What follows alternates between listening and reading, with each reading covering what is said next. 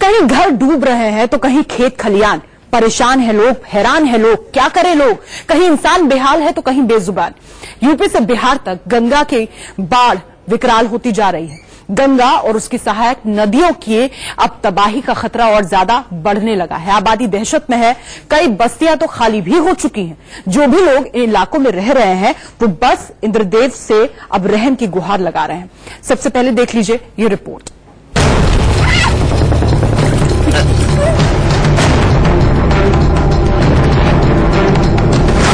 UP में बारिश बाढ़ से हाहाकार।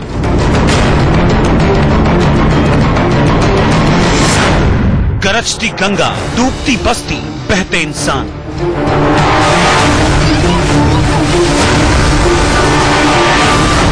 बिहार में सैलाब से मचा त्राहिमाम।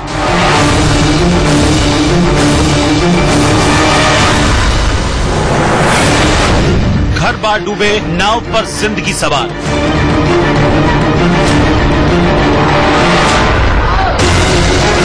पहाड़ों पर रस्सी के सहारे जिंदगी की जंग।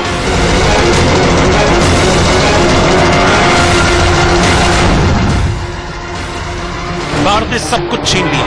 न रहने को घर बचा, न चलने फिरने को रास्ते, न ही खेतीबाड़ी की जमीन।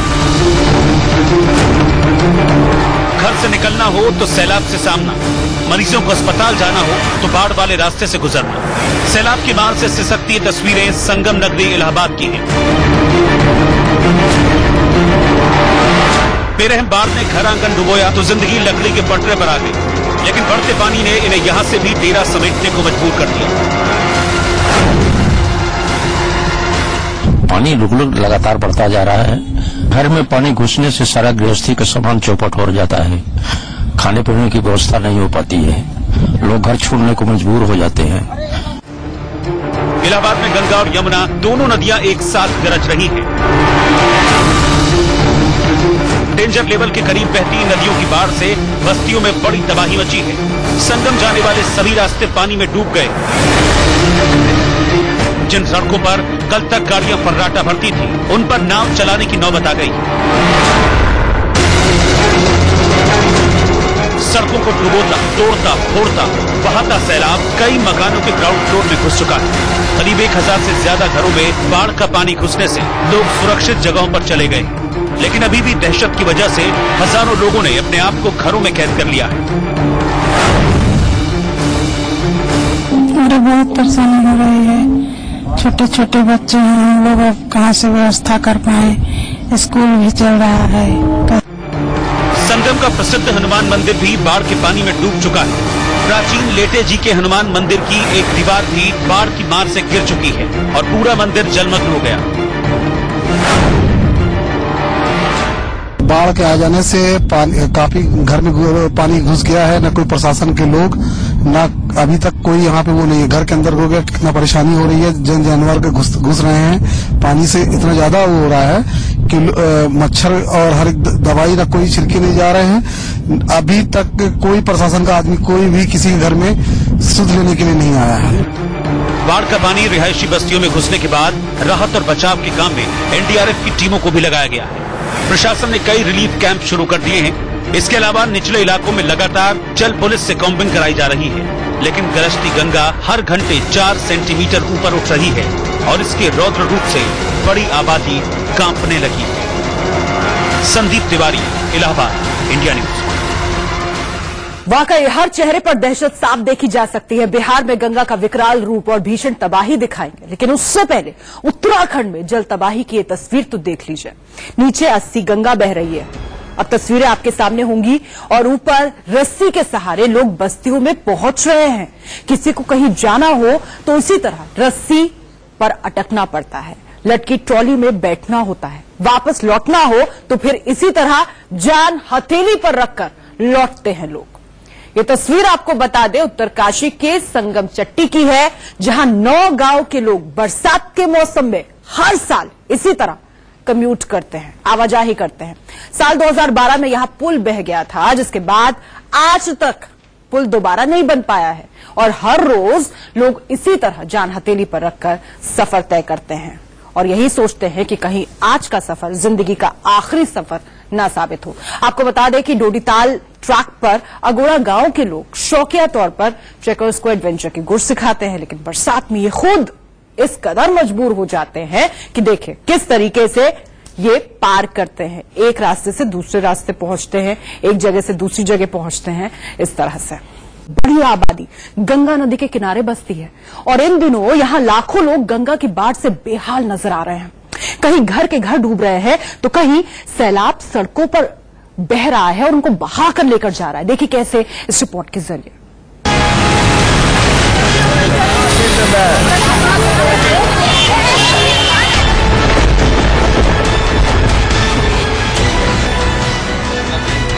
सैलाब ने सड़कों को निगला तो इस बच्चे ने गायों को चारा खिलाने वाले नाव को नाव बना दिया।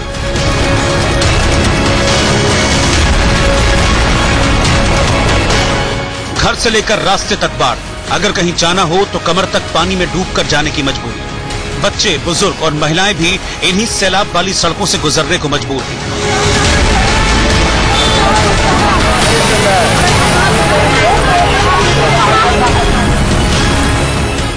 यहाँ हजारों बीघा खेती बाड़ी गंगा नदी की बाढ़ में समा चुकी है। आगे की तबाही से पहले जो कुछ खेत में पड़ा है उसे किसान घर ले जाना चाहते हैं।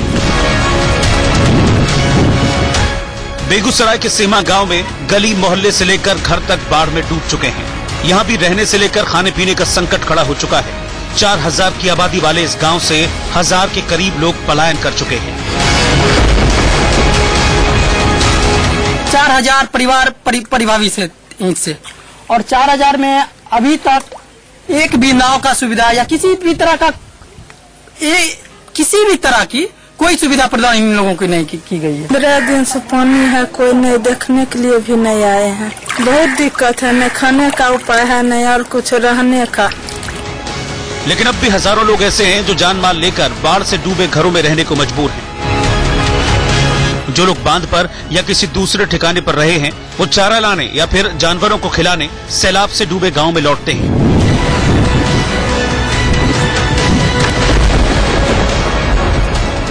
पंद्रह दिन से इधर पानी है, कोई देखने वाला नहीं आ रहा है।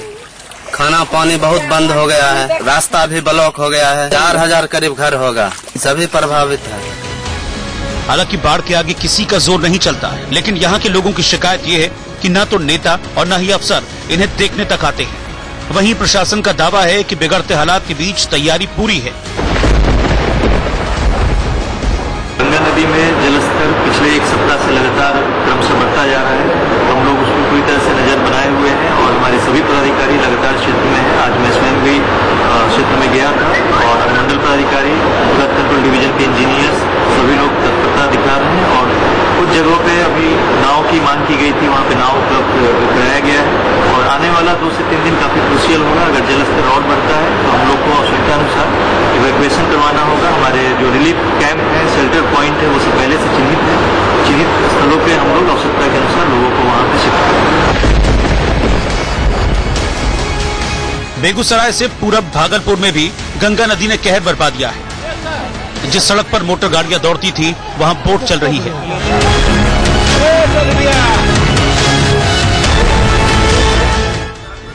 गंगा की बाढ़ के हमले में नवगछिया महादेवपुर मार्ग का बड़ा हिस्सा बह गया। बताया जाता है कि जिस वक्त यहां सड़क धंसी और बही, उनके साथ एक बोलेरो और टेम्पू भी बह गया, जिसके बाद प्रशासन के लोग और एनडीआरएफ की टीम ने बोट की मदद से लोगों का रेस्क्यू किया। हालांकि टेम्पो नहीं मिला, लेकिन सभी लोग सुरक्षित बचा लिए गए। 14 नंबर सड़क कटने से नवगछिया और भागलपुर के बीच आवागमन ठप हो गया है। बताया जाता है कि गंगा की बाढ़ के चलते कई रास्तों के बहने और कटने का खतरा पैदा हो गया है। हालात जल्द नहीं संभले तो भागलपुर टापू में तब्दील हो सकता है। भागलपुर से रियाज खान के साथ जितेंद्र कुमार, बेगूसराय, इंडिया न्यूज।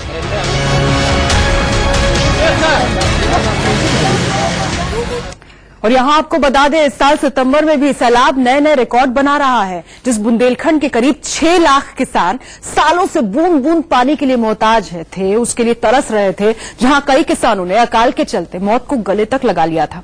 आपको बताएं, वहां 41 साल बाद बर्बादी वाली बाढ़ आ गई है। यकीन न हो तो जरा गौर से देखें हमारी रिपोर्ट।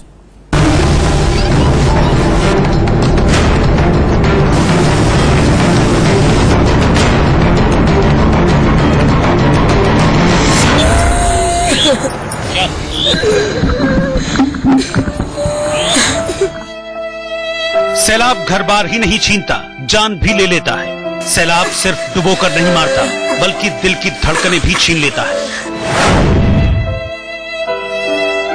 पानी पानी के इसी वजह से देख के छाती में दर्द हुआ। सुना आपने, लहलहाती फसल को सैलाब निकल गया। डूबे खेत को किसान देखने गया तो हार्ट अटैक आ गया। ये तस्वीरें हैं उस बुंदेलखंड की जो सालों साल प्यासा रहता था। बूंद बूंद पानी को मोहताज होता था बुंदेलखंड, लेकिन आज यहाँ पानी के सैलाब के हमले से हाहाकार मचा है। नहीं बस सर, कछु बचा ही नहीं है साहब। ऐसे परेशान हो रहा है, ना मजदूरी लग रही ना कछु लग रही। और कैसे बच्चा पलेगा, कैसे क्या होएगा बताओ। यहाँ नदियाँ गरज रही हैं, बांध से पानी उफन रहा है। 41 साल बाद यहाँ बाढ़ जैसे हालात बने हैं। सैकड़ों घर डूबे हैं, मंदिर डूबे हैं, कई कच्चे मकान तबाह हो चुके हैं। कहीं कमर तक पानी भरा है तो कहीं सीने तक। ये सब बहुत खराब है। समय कुछ नहीं बचा खेतों में, फलियां जो लगी सब में कुरा आ गए। अब बहुत मुश्किल। सालों तक यहाँ करीब 6 लाख लोगों ने सूखे की मार झेली। कई किसानों की जान चली गई। इस साल सैलाब इनकी जान ले रहा है। इस बार यहाँ किसानों ने कर्ज लेकर दलहन और तिलहन की खेती की, लेकिन आसमान से बरसे पानी ने किसानों के अरमानों पर पानी फेर दिया। बारिश के साथ भीषण बाढ़ ने खेतों में खड़ी फसलों को बर्बाद कर दिया। यूपी के गाजीपुर में बस्तियों को बाढ़ ने डुबोया तो लोग पलायन को मजबूर हो गए। गांव में नाव नहीं पहुंच पाने के कारण लोग बच्चों को चारपाई पर ले जा रहे हैं।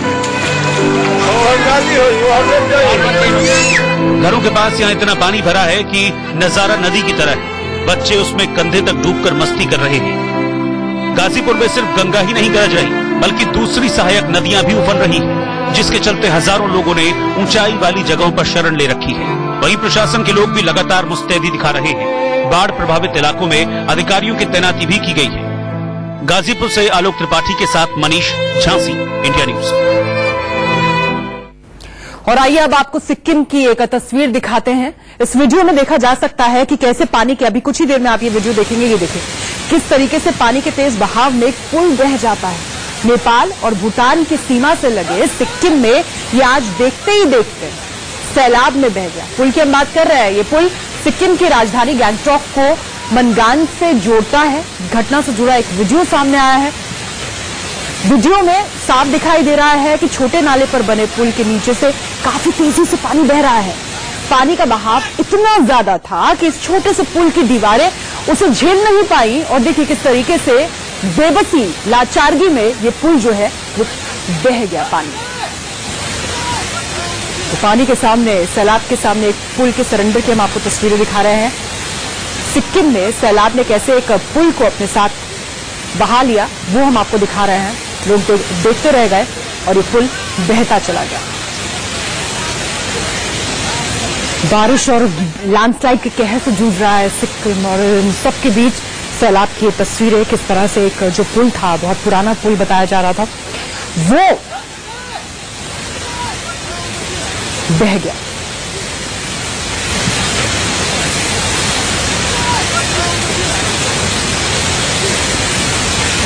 तो सिक्किम की राजधानी गैंगटॉक को ये जोड़ता है मनगान से। इसी पुल की हम आपको बात बता रहे हैं।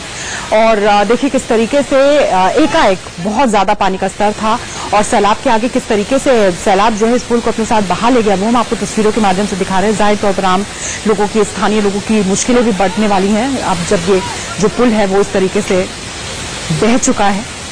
ये देखिए बड़ा हिस्सा टूटकर सैलाब के साथ बहता हुआ साफ नजर आ रहा है। अंदाजा लगा सकते हैं कि इस वक्त जो सिक्किम के लोग हैं वो किस तरह की परिस्थिति से गुजर रहे हैं, किस तरह की स्थितियों का सामना कर रहे हैं और किस तरीके से कुदरत के कहर के आगे बेबस नजर आ रहा है। क्या इंसान, क्या बेजुबान और क्या इस तरह के पुल। ऐसा लग रहा है जैसे कुदरत की मार ने हर किसी को बेहाल बेबस कर दिया है।